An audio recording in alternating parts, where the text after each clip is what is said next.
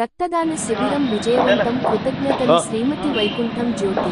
విశ్వవిఖ్యాత నటసార్వభౌమ స్వర్గీయ నందమూరి తారక రామారావు గారి వర్ధంతి సందర్భంగా ఆలూరు నియోజకవర్గ తెలుగుదేశం పార్టీ ఇన్ఛార్జ్ శ్రీమతి వైకుంఠం జ్యోతి, రాష్ట్ర కార్యనిర్వాహక కార్యదర్శి ఆలూరు మాజీ ఇన్ఛార్జ్ వైకుంఠం శివప్రసాద్ గారి ఆధ్వర్యంలో నిర్వహించిన భారీ రక్తదాన శిబిరం అఖండ విజయం సాధించింది.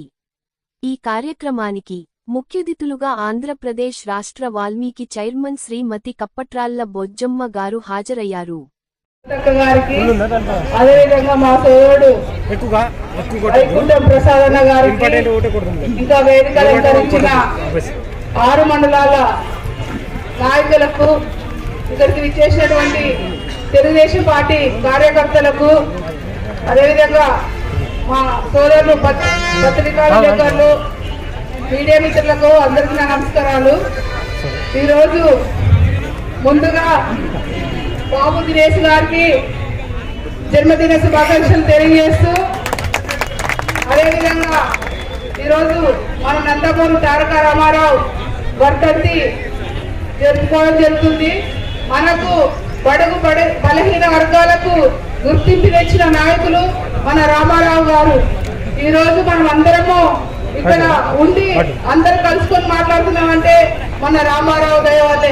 ఎందుకంటే అందరికీ హక్కు కల్పించిన నాయకులు మన రామారావు గారు.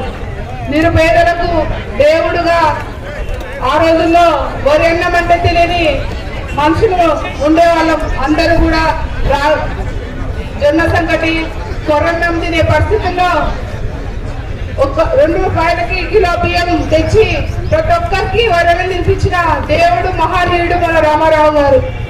ఆయన వర్ధంతి చేరుకోవడం బాధాకరమే.